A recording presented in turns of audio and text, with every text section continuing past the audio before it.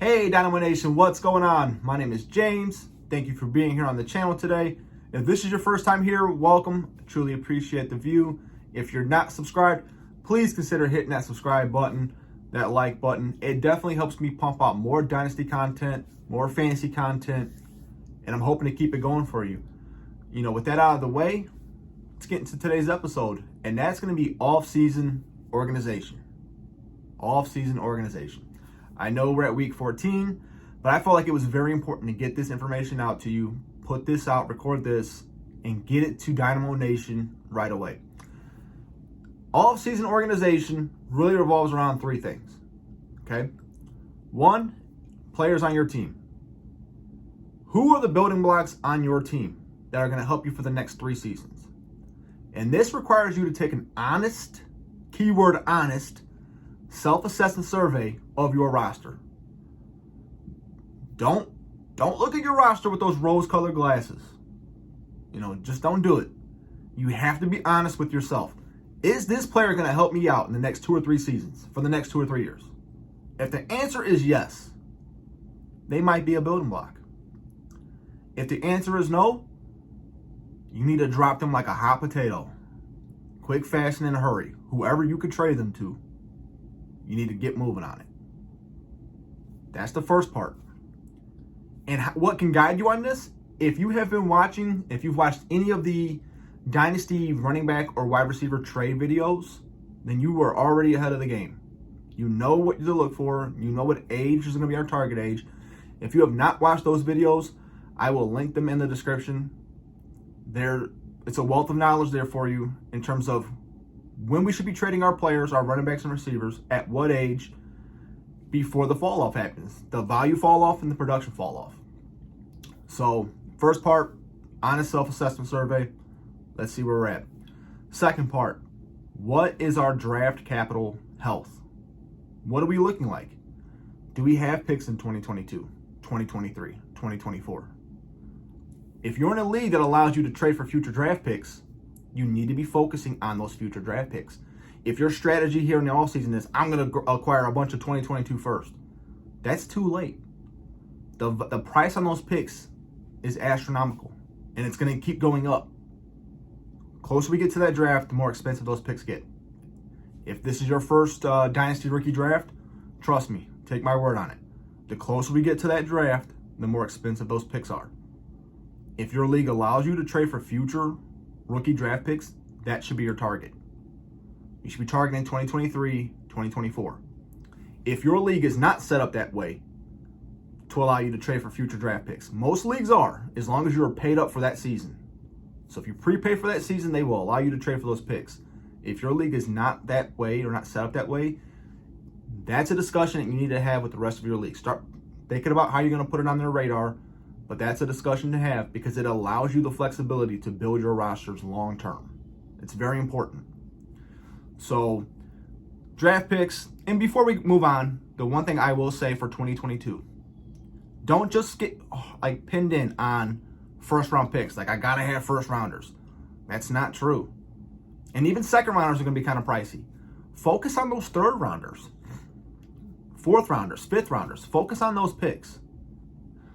It's been a few years since I've updated my model for this specific reason, but I've done research in the past for hit rates on the first round, second round, third round, fourth and fifth rounds in rookie drafts. And the hit rate in the third round is not very far off the first. The players, the positions might be different. I won't dispute that, but the actual hit rates, it's pretty close. So focus on those thirds, fourths, fifths, for sure. And then our last phase of getting organized is activity level. It costs you nothing to grind. Absolutely nothing. Grinding is just effort. And that's what it's going to require right now, especially if your team is struggling. If your team is struggling, you need to get in hyper-aggressive grind mode. Hyper-aggressive grind mode. If your team is playing well and you're winning, you still need to be grinding. Because in Dynasty, stuff changes quick. One season, you can see teams flip over. So, the grind. And I'll take a little part of it right now. It's the end of the season. Teams that are out of it typically check out, right? That's the worst thing you can do. Don't check out right now. Be active on those waivers still. You don't know who you're going to get. You can have a player who is it's the first chance they have an opportunity to play. And they can have a great game. And you could have waiver priority 1. Pick them up. You don't know what's going to happen. That could be a stud. A stud in the making. I've seen it happen before. So grab them, stash them, wait and see. So when we're looking at all 3 of these things, I would say the most important part of this is your self-assessment survey of your roster.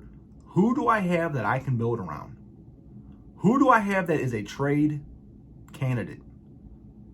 Like, don't worry about other rosters right now. Worry about yours. Take a look at it. Who do I have? Ask those questions to yourself. Who do I have that I can build around? Honestly, for the next 3 seasons. And who do I have that I need to trade while their value is high? That's the balance, and that's the struggle. But that's the balance that great teams are able to thread. And that's what we're trying to do for you guys, Dynamo Nation. We're trying to build that community up of teams, managers that are going in and wreaking havoc on leagues. That's what I want for each and every one of you. If you're subscribed to this channel, you're watching these videos, liking these videos, supporting this channel, that's what I want for you. I want for you to go in and just wreck leagues, honestly. Nothing would make me happier. I'll be honest with you, I'm kind of a D when I get into new leagues. My goal is to go in there, wreak havoc, win your title, and I bump out. Honestly, I keep a couple of main leagues that I'm in long term, 10, 12 seasons. I have a few like that. But if I get into a league, I go in there. If it's a league I don't really care about, I'll go in there, wreak havoc, season or 2, win the title, take your money, and I leave. And that's what I want for you guys. That's like get into these leagues and knock stuff out. So, but take your self-assessment survey, honestly. Take a look at your squad, be honest with yourself, and make those moves. And again, I'll link the videos down in the description. Running back, receiver. If you've got older stud players on your team, it's probably time to move them. Move them for young players, draft picks. Keep that window open. Don't wait for the fall off. Get in front of it. Second part is that draft situation. Again, focus on future draft picks. 2023, 2024. Focus on those. They're going to be at a much lesser cost than 2022 first, as they should be. 2022 draft is in, 4 months? April's going to be here before we know it. So, would you rather wait 4 months or 16 months? Or 28 months? You would rather wait 4 months. We all would, to make some picks. But if you're going to get better value in 2023, 2024, in terms of the cost of those picks, you got to take advantage of that. And focus on mid-round draft picks. Honestly, I try to go into every draft with 3 or 4 thirds, 3 or 4 fourths, and 3 or 4 fifths. Ideally, if I can do that, going with 9 rookie draft picks and have 3 thirds, 3 fourths, 3 fifths, I'm kind of cool with that. And the reason being, those dart throws are so important. Early third-round picks. And I don't know when you guys are drafting. My leagues draft immediately after the NFL draft. We draft typically a week or 2 after the real draft. That's something else. If you're not doing that, you need to advocate for your league to do that. It keeps the off-season moving, number 1, and it rewards managers who take the time to research the players. Because if by the time you get to August, if you're drafting in August, we've already had mini camps, we've already had rookie camps, we've already had training camps, preseason, all of that. You kind of know which rookies are looking better than the others. And you find those diamonds in the rough, right? Those 3rd, 4th, 5th round rookies that are looking really good, that are now 1st, 2nd round picks. But if you're drafting before all that happens, if you're drafting right after the NFL draft, and you've already done your research and your homework, and you've studied these players in college, and you kind of looked at the metrics and looked at the comparables and all that great stuff, these are the players you get in the 3rd, 4th, 5th rounds. So If your league's not doing that, 100% advocate for it. To me, it's more of a test of talent doing it that way. 100% it's more talent-based. Drafting after the NFL draft requires much more talent than waiting until August. And if you're waiting until August to do it, you're softer than baby doo-doo. Honestly. Like, don't do that. Do it as soon as the NFL draft is over. Maybe 2 weeks out, 3 weeks out, no longer than that. Get in there, knock that draft out. So that's going to be our second part. And then the third is just the activity. Be active in your league. Establish relationships. Talk to other managers in that league. Like, that's the most important part of trades. Get a rapport built up. You don't know what someone else is thinking on a player unless you're talking to them. Everyone values players differently. Period. I might love a guy and you might hate him. And if you hate him and I know you hate him, then I know you don't value him very much. But I love him. So what am I going to do? I'm going to come in and give you the compensation that you think is adequate, even though I don't think it's anywhere near what his value is. And that's all based off of you not appreciating that player. You know, so that part's cool and everything, but like, for me, building those relationships, getting that stuff built up, that rapport, that's so important in the offseason in Dynasty football.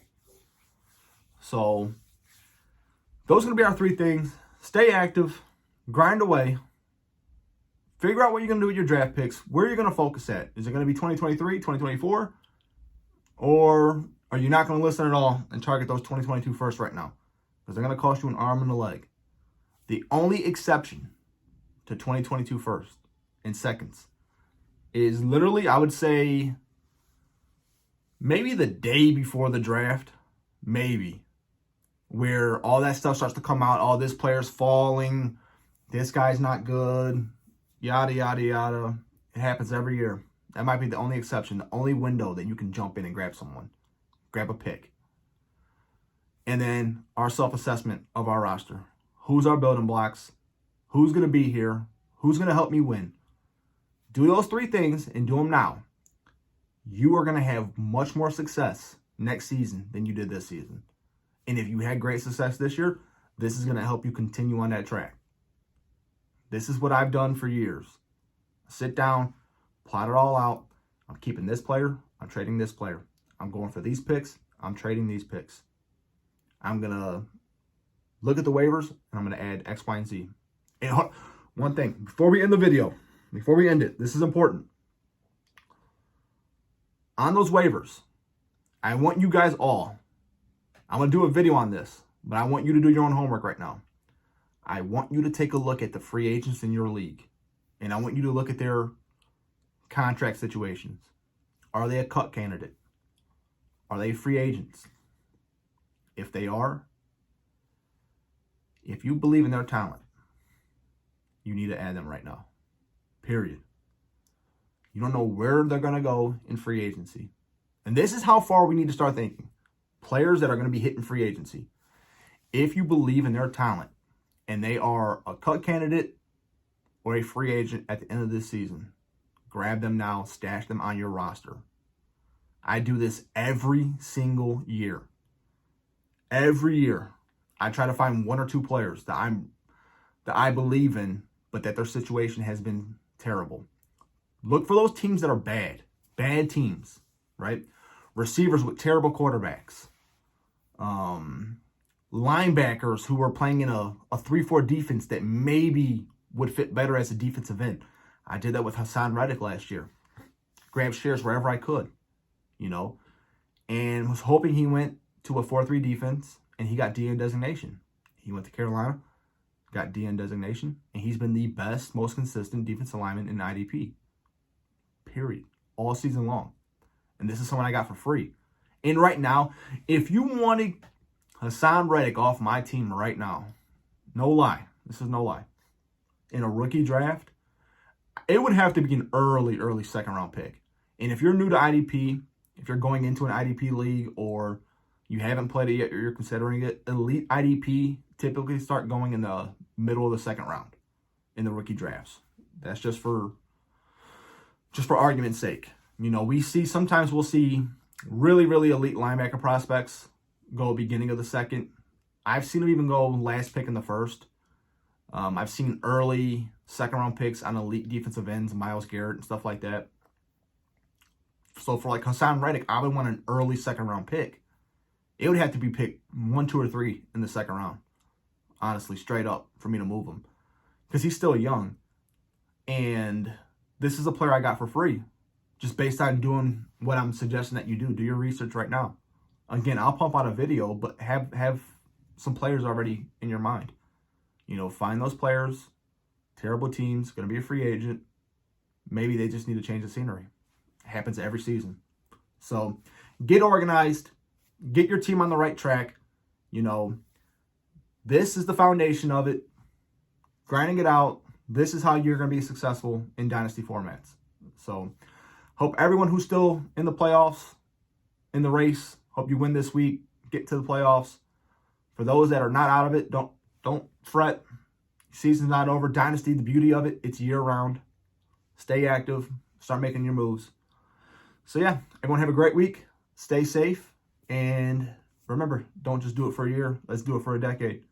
All right, everyone. I'll see you.